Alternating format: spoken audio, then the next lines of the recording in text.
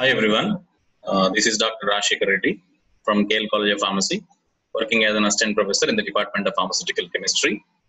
And this is a week 4 video for the International FDP on Environment and Sustainability, organized by D.B. Patel College of Engineering in collaboration with UNESCO. And in this video, I'm going to talk about greenness of chemical processes, green metric approach. So in the previous videos, the two videos which I uploaded earlier. In this video, I'm going to mainly discuss about whatever the green metrics are actually used in the pharmaceutical industry, how they will be used to test and compare greenness of the processes and products which they are manufacturing, especially in the pharmaceutical industry. And also how these green metrics cover all the areas, starting from resources and materials, processing, cleaning, and life cycle assessment of APIs, renewable resources, so all these kinds, and along with the applications of these metrics in with respect to API in pharma industry. In the previous videos, I just shown that green chemistry. So what is green chemistry? How these green chemistry principles can be used in pharma as well as chemical industry for making the products environment eco-friendly as well as sustainable. So these are the main 12 principles. I am just quickly going through the 12 principles. It is nothing but prevention of the wastage and including atom economy and preparation of less hazardous chemical materials, and designing safer chemicals for the usage of humankind, and also using safer solvents and other auxiliaries like catalysts, designing energy efficient methodologies, and also using renewable energy sources as well as renewable materials for the manufacturing of chemical substances, and also reduce the derivatives production in the particular chemical synthesis, and also reducing the catalysis process and also reusable catalysts, and designing a proper degradation process for the produced compounds. And there must be a real-time analysis for pollution prevention in that particular industry with respect to pharma as well as chemical industries, and inherently safer chemicals, for safer methodologies for accident prevention. So these are all 12 principles, and on these 12 principles, I'm going to discuss few concepts today. They are nothing but how these can be assessed in pharma as well as chemical industry. So the green metrics, nothing but this is the evaluation how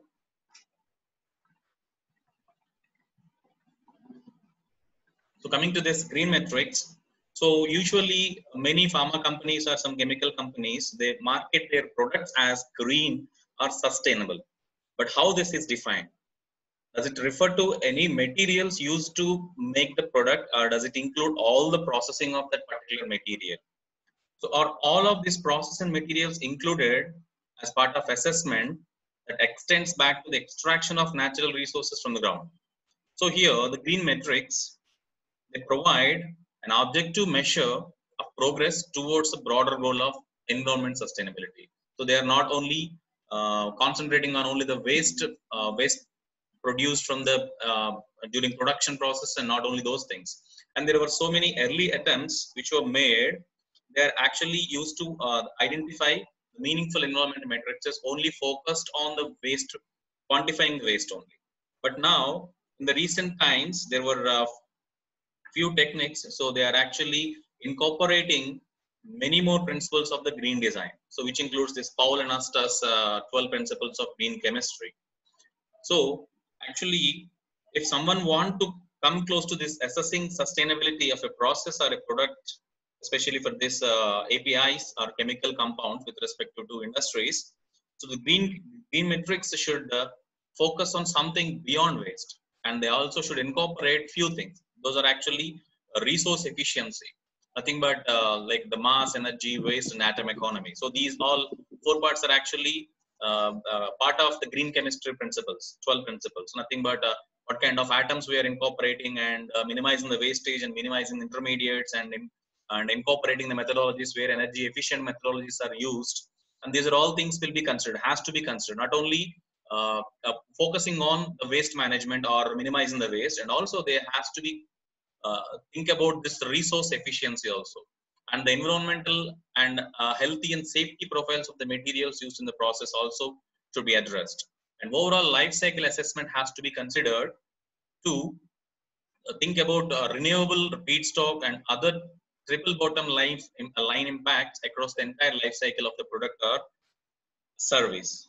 So these are the concepts which has to be addressed by each company to follow these green metrics, and for addressing them, these green metrics are actually taken as a tool.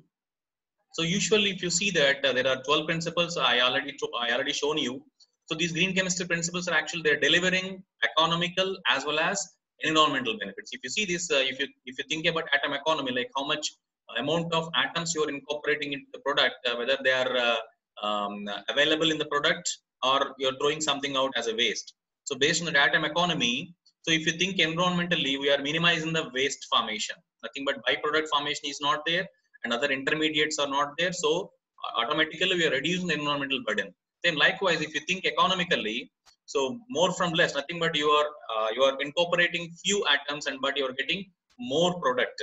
Okay, so this is incorporating actually nothing but giving the value of materials and reducing the cost also with respect to economical point of view. Likewise, if you see here all the points like solvent reduction, so which reduces the solvent waste and also reduce environmental burden.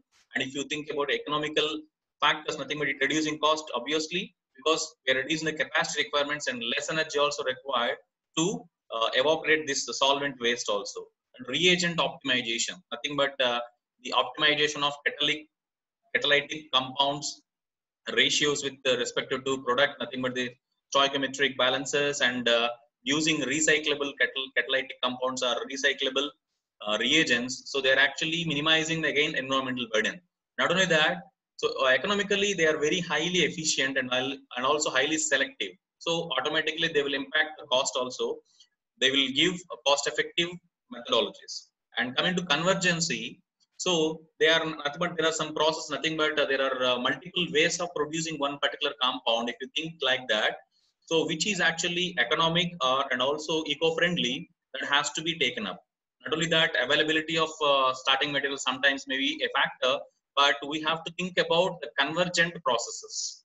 So which reduces the cost as well as reduces the environmental burden. And not only that, energy reduction by using energy efficient methodologies, nothing but microwave irradiation techniques as well as ultrasonication techniques. They will actually energy efficient techniques with respect to synthesis of a particular chemical substance. So automatically they will reduce the cost, also reduce the time also. And in situ analysis, so sometimes we have to analyze the compounds during the process also. So that also has to be taken care. And safety, this is the most important one. Designing of non-hazardous materials and processes which reduce the risk of exposure and release of explosive gases into the environment, so which reduces automatically the economical burden as well as the environmental burden. So to address all these things, there are certain metrics which are actually considered for applying sustainability, especially in pharma as well as chemical industries. So there is a simple and very effective concept that is actually Sheldon E factor. So this E factor was conceived by Sheldon. He's a scientist. So as a means to highlight the amount of waste generated to produce 1 kilogram of chemical product in different parts of the chemical industry. So it is not only stressing about the starting materials, or it is not only stressing about particular reagent substances. So it is actually addressing all stages of the synthesis part. So this E factor also called as mass intensity or percentage mass intensity. So this mass intensity can be expressed as it is a ratio of mass of all materials used in the process divided by mass of product. So here the mass, which is not including water. So most of the companies, they are considering water is not an important aspect to include in this calculating this mass intensity factor. So but some industries, they will consider as water is also very important entity for calculating these green metrics. So here this mass intensity can be expressed as actually weight by weight units.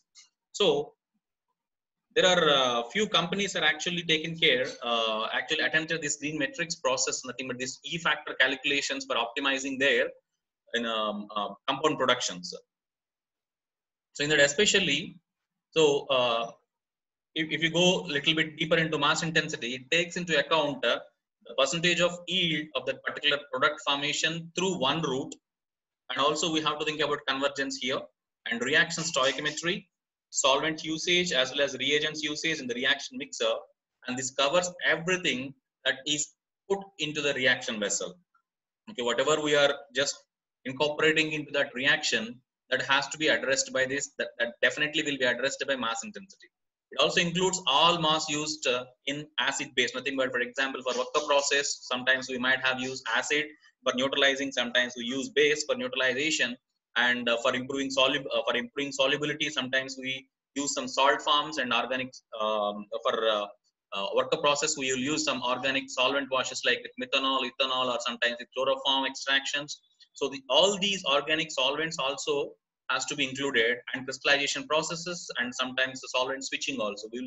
We'll change the solvents to improve the polarity or to improve the non-polarity based on the reaction conditions and based on the reaction, nothing but product characteristics. So this mass intensity will also include solvent intensity.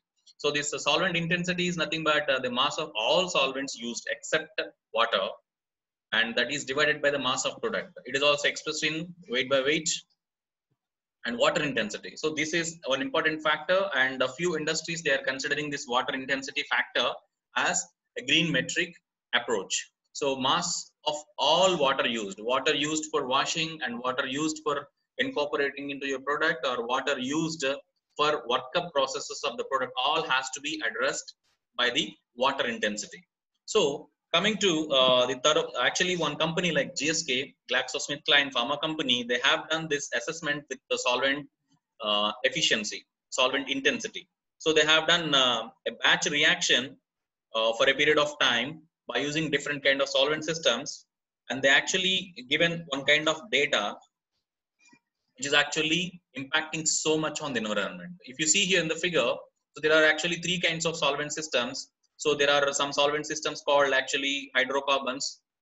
They are actually halogenated hydrocarbons, and there are some alcohols and some polar and non-polar solvents with different boiling point variations, and their chemical classification is given here. If you see here, so most of the companies, they are actually using these kind of solvents because they are easily available, and also they have abundant usage in the pharma industry. For example, if you take chloroform, carbon tetrachloride, even benzene, non-polar and polar solvents. These are actually comprising of, many of them are actually non-polar and polar solvents. Basically, the pharma compounds, the APIs are actually non-polar in nature. So most of the compounds are polar and non-polar. It's actually mixed kind of thing. That's why these people are actually using halogenated hydrocarbons, and they are actually giving much impact on the environment. And there are some considerable issues with some kind of compounds like alcohols and some ester derivatives also there, but people are not using them frequently and much. And there are only few issues with a few compounds like water is there, butanol, and butyl acetate and isopropyl acetate and propyl acetate. But these things are actually used very occasionally in the pharma industry. So this work was done by GlaxoSmithKline. They addressed that most of the product formation, nothing but the procedures, they require a specialized kind of halogenated hydrocarbons, and which is actually giving much like impact on the environment. So this has to be again considered into during the designing of the chemical processes. So nothing but we have to use the safer solvents. So here the solvent means it is not only applicable for using incorporating into the reaction mixer, and it is also used for washing of the reactors, and it is also used for workup process also. So we are using number of solvents in the for producing one API. So that's why solvents are very important things, has to be taken care. So coming to life cycle assessment, if you see this life cycle assessment is actually a methodology that expands the environment impact assessment beyond the usual gate-to-gate boundaries of a manufacturing unit. So this is typically known as actually cradle to grave assessment, in which the resource consumption, nothing but the pollutants emitted and also environmental impacts, these all has to be assessed at each step, including the extraction of raw materials, how we are actually procuring the raw materials, and the production, which kind of methodology we are using, and the transportation, nothing but after the product formation, nothing but coming into one dosage form, how it will be transported into the market, sales, distribution, use and its final disposal also has to be taken care and has to be evaluated properly in this life cycle assessment. So for example, I will give you one example here. So here there is a reaction between product starting materials A and B. In presence of a solvent D, they are giving a product D. Okay, but here typically this reaction, so we cannot consider that. So in this reaction, the true environmental impact is only because of starting material A and starting maybe this B may be a reagent. Okay, because of starting material A and because of reagent B and because of solvent D. So not only that, and during this process we are using a number of chemical substances or maybe electricity what we are using, and the reactors what we are using, and the water and some certain gases and some solvents for washing. So all these has to be addressed. So a chemist he has to attempt to apply green chemistry principles to no longer look at the reaction of only this ABCD, only this ABD for producing the C in isolation, but also must consider the broader impacts of producing reactants, purifying products, and disposing the waste also. So in other words, we can say that it is necessary to expand the boundaries of their immediate responsibility and evaluate the greenness of the entire cycle, entire life cycle of the product formation. So this has to be taken care. Not only thinking about the starting material A and reagent P and solvent D. Not only these three things, there are a number of factors which are actually going to be impact the environment by carbon emission. So for example, if you see here, so this is a typical life cycle of the pharma product development. You see here, so this methodology actually explains a framework of directly applicable green metrics for the life cycle impacts. So these metrics can be reported as direct inventory data. For example, life cycle energy, so life cycle mass, life cycle emissions, and these can be measured as individual potential impacts such as global warming, acidification, etc., or as an average aggregate score, indicators, and some indexes for high level comparison. So this application of LCA metrics is still not a widespread practice in the pharma industry. If you see here, so this is one typical data obtained from GSK again, GlaxoSmithKline report. So here they given the relative contribution of chemicals, solvents, and internal processes on the environmental life cycle of producing one active pharmaceutical ingredient. So if you see here, typically this purple color, which is indicating the chemical incorporation, nothing but the impact of the chemicals in the environment, and this yellow color, which is nothing but impact of the solvents, and this blue color, which is nothing but internal components like water, electricity, some other kind of things which will be actually included here. So if you see here, there are different processes like total organic carbon and photochemical ozone creation potential and greenhouse gases release and acidification impact on the environment and eutrophication impact on the environment. If you see this figure, you can see that it is clearly indicating that there is a much impact of the solvent on the environment. Okay, in all the cases. Okay, if you see energy, solvent is actually playing a major role. And if you see the total organic carbon, here some internal things, and as well as the incorporation of the chemicals also contributing more here. You see here the ozone creation potential. So this is majorly affected by the solvents, and also acidification.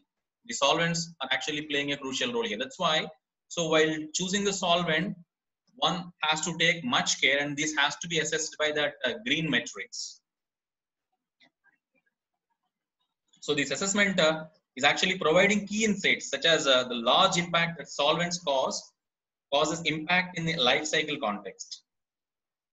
So see here, so this cradle to gate LCA for pharma product in device showing contributions of raw materials and certain production and transportation and several other impacts. You see here in different LCA, like life cycle assessment of a formulated product, raw materials were shown to have a large contribution. You can see here.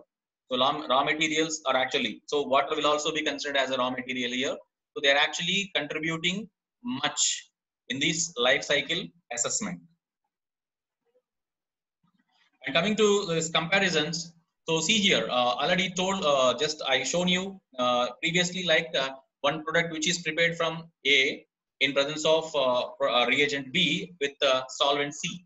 But for example, if you see, if you think about convergence, if one product can be produced by 3 or 4 different routes, but the thing is that the availability of the raw materials and the usage of solvents, it has to be considered there. For example, you consider that there are 4 routes, okay, like A, B, C, D. You see that A route, B route, and C route and D route. With respect to other parameters like the green metrics like mass energy, nothing but intensity of the energy, and gross net, POCP, and greenhouse gas releasing, and acidification, eutrophication, and total organic composition, and finally impacting the ozone layer. So you see all these things.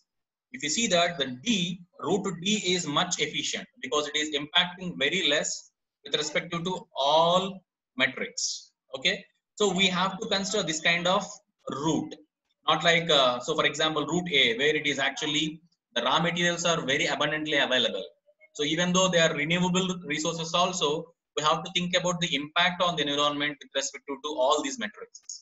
So these green metrics is actually giving some insights for choosing a better product cycle, better product schema to reduce the impact on the environment. So if you see that there are some important categories, this has to be assessed for deciding which kind of process design has to be made by the upper level management. So they has to think about net life cycle mass of the materials and life cycle energy, nothing but what kind of energies we are actually incorporating, and is it energy efficient, nothing but is it advanced technology or not, and what is actually giving the global warming potential, like how much carbon dioxide footprint is actually releasing with respect to the product formation, with respect to one unit product formation, and life cycle water wastage, nothing but it is water footprinting, and also oil natural gas depletion, like whether for example we are using some non renewable sources like oil and gases for energy production. So these has to be also addressed. Acidification potential, for example releasing of sulfur gases into the air which will cause acid raining, and eutrophication potential, nothing but the phosphate release into the phosphate gas release into the atmosphere. These all has to be addressed while choosing a perfect solvent.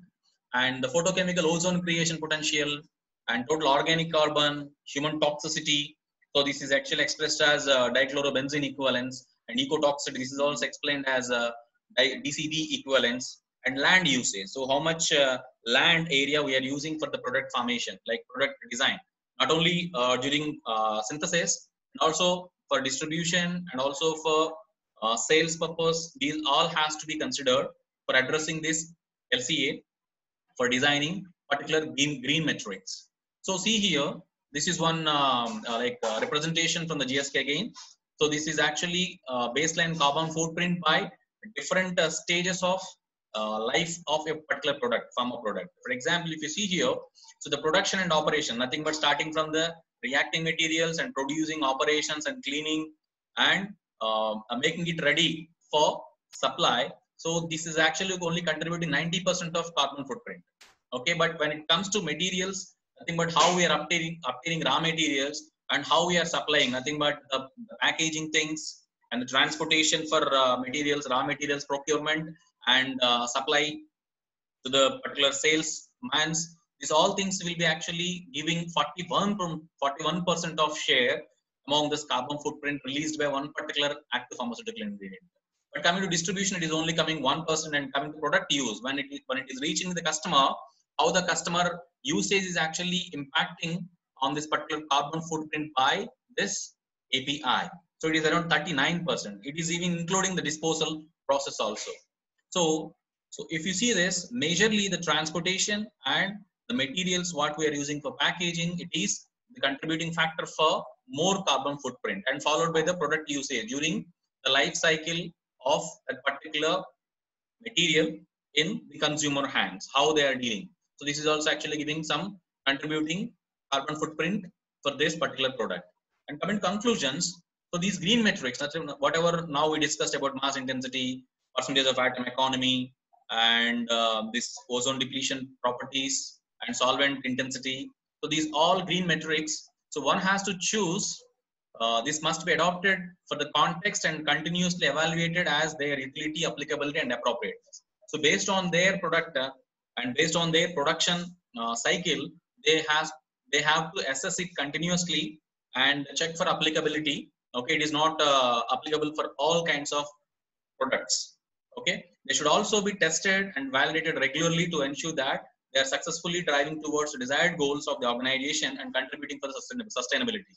They must also be easily understood and accepted by key stakeholders, because it is not only applicable to only industry, because it has to be easily understandable for the transportation people and the community where they are nothing but the stakeholders, the ultimate stakeholder, the consumer. They have to understand how it has to be disposed and how it has to be handled. So all these has to be addressed perfectly after assessing the life cycle and proposing a particular green metrics for making the products as a green compounds. Okay, so without that we can say that it is a green product or something like that. Okay, thank you so much for your patient listening.